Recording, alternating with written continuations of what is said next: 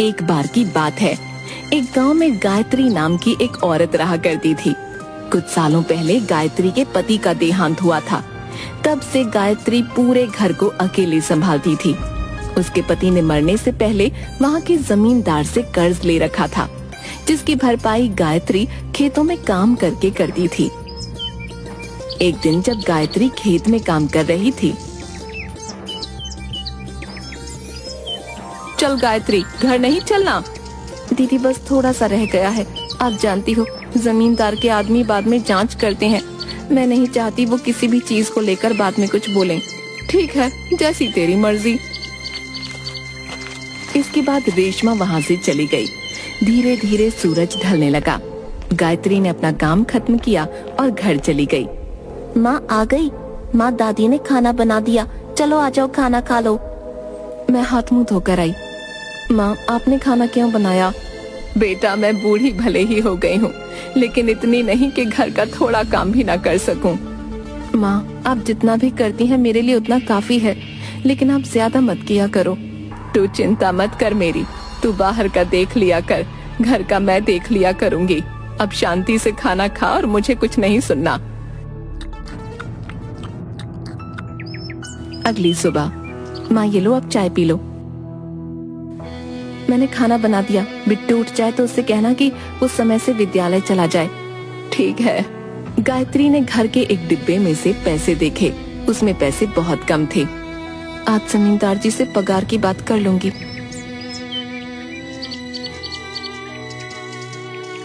गायत्री, खाना खाने आ जा, भला कब तक काम करेगी?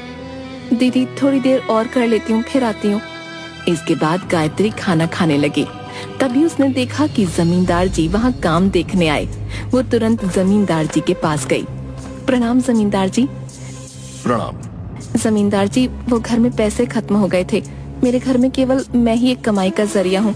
आपकी बहुत कृपा होगी अगर आप कुछ पैसे दे देते।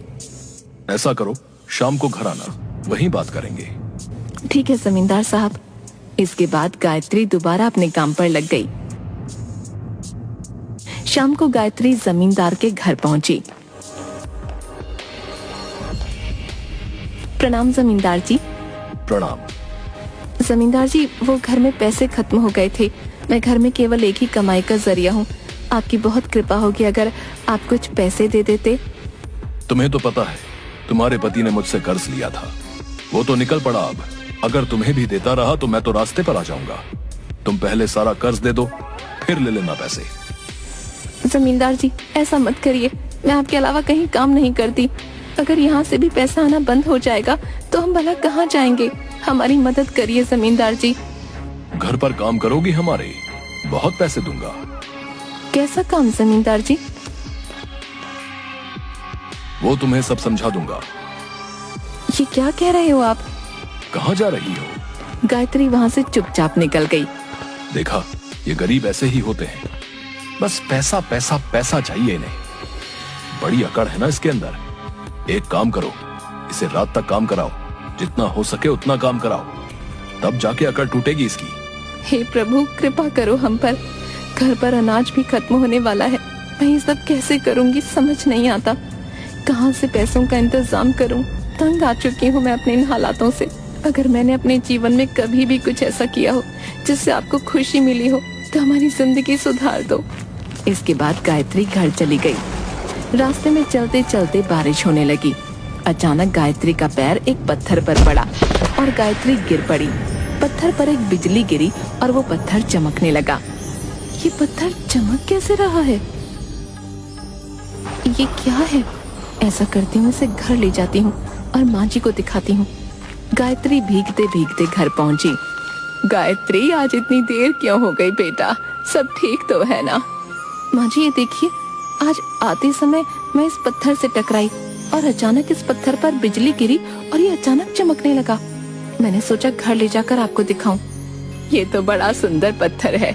मुझे लगता है बेटा इस पत्थर ने तेरे ऊपर आई बला टाल दी। बेटा ऐसा कर, मंदिर में रख दे। भगवान करे ऐसे ही घर की सारी बला टल जाए। अच्छा सुन, रेशमा आई थी, उसने सब्जी बनाकर हमें भी दी है। कह रही थी गायत्री को कहना रोटी बनाकर सब खा लें और सब्जी की तारीफ करना मत भूलना। बड़ी प्यारी लड़की है। गायत्री मन ही मन खुश हुई। मैं अभी रोटी बनाती हूँ माँ। तूने खाना खाया बेटा? मैं रोटी बना चुकी हूँ। माँ मुझे कुछ नहीं सुनना, तू जा और हाथ मुंह धोकर आ जा। इसके बाद सबने खाना खाया और गायत्री मंदिर में जाकर प्रार्थना करने लगी। हे प्रभु, कब तक इसी तरह चलता रहेगा? हम पर कृपा करो प्रभु, कृपा करो। बेटा तू चिंता क्यों करती है? देखना वो हमारी मदद जरूर करेंगे। अब जा तू सो जा जाकर। इसके बाद अगले दिन सुबह गायत्री फिर से काम पर चली गई। दीदी कल आपने सब्जी बहुत अच्छी बनाई थी। मुझे अच्छा लगा, तुझे पसंद आई। दीदी आपका बहुत बहुत धन्यवाद। कोई नहीं, चल अब काम कर। जमींदार के आदमियों ने देख लिया तो परेशान करेंगे फिर। इसके बाद जमींदार का आदमी गायत्री को जमींदार के पास ले जाने आया। सुनो गायत्री, जमींदार साहब ने बुलाया। गायत्री चुपचाप जाने लगी। कल तो तुम अकड़ में चली गई थी, लेकिन कान खोल कर सुन लो। तुम्हारे पति ने जितना कर्ज लिया है, मुझे वो इस महीने के आखिर तक चाहिए। और अगर नहीं मिला तो तुझे और तेरी उस बुढ़िया सास को जेल में भिजवा दूंगा, मेरे सारे पैसे खाने के इल्जाम में, समझी? ऐसा मत करिए, मैं इतने सारे पैसे कहाँ से लाऊंगी? ये तो कल अकड़ में जाने से पहले सोचना चाहिए था। अब जाओ, काम करो अपना। इसके बाद दोनों काम करने लगी। रात तक काम करने के बाद गायत्री थक गई, लेकिन जैसे तैसे गायत्री घर पहुंची। जल्दी इधर आ गायत्री। क्या हुआ माँ? सब बताती हूँ, इधर तो आ पहले। आज जब मैं पूजा कर रही थी, मैंने देखा ये लोहे का सोना हो गया। ऐसा कैसे हो सकता है? सोने का पानी चढ़ा लोहा होगा, ऐसे ही रख दिया होगा कभी हमने। इतनी उम्र हो गई, मेरी सोना देखकर पहचान जाती हूँ। भला मेरी आंखें धोखा कैसे खा सकती हैं? ऐसा नहीं हो सकता। मैं सुनार के पास जाऊंगी और इसकी जांच करूंगी, ठीक है? ठीक है, जैसी आपकी इच्छा। चल खाना खा ले जाके। माँ आप तो जानती हैं, धीरे धीरे घर का अनाज खत्म हो रहा है और जमींदार एक भी पैसा देने को तैयार नहीं। क्या करें माँ, मेरी तो कुछ समझ नहीं आ रहा। देखते हैं बेटा क्या होता है, कुछ न कुछ तो जरूर ठीक हो ही जाएगा, तू चिंता मत कर। माँ मैं बिट्टू को समय नहीं दे पाती हूँ। सुबह उसके उठने से पहले ही चली जाती हूँ, रात को उसके सोने के बाद आती हूँ। माँ अगर आप नहीं होती तो मेरे लिए ये सब झेलना मुश्किल हो जाता। ये तू कैसी बातें कर रही है? मेरे बेटे ने अपने फायदे के लिए कर्ज लिया और मर गया। तूने मुझे अपने साथ रखा, मेरी देखभाल भी की और उस नालायक का कर्ज उतारने के लिए दिन रात उन खेतों में काम कर रही है। हम एक परिवार हैं बेटा, हम एक साथ रहेंगे। तू चाहती तो बिट्टू को लेकर अपने घर कब की चली जाती, लेकिन तू यहाँ रुकी, मुझे अकेला नहीं छोड़ा। मेरे लिए तो तू ही मेरी औलाद है। दोनों गले मिलते हैं। अब जा तू सो जा। हे प्रभु रक्षा करो हमारी, और कितना दुख देखना बाकी है, कृपा करो प्रभु। इसके बाद अगले दिन गायत्री काम पर चली गई और माँ जी सुनार के पास गई। वहाँ जाकर माँ जी को सुनार ने बताया कि वो लोटा सोने का है। आप इसका कितना दोगे? ये बहुत ही उच्च कोटि का सोना है और भारी भी है। इसके बनते हैं 90,000। जी आपको कहाँ से मिला माँ जी? मेरे दादाजी ने शादी के वक्त मुझे दिया था, उसके बाद से इसके बारे में भूल गई थी।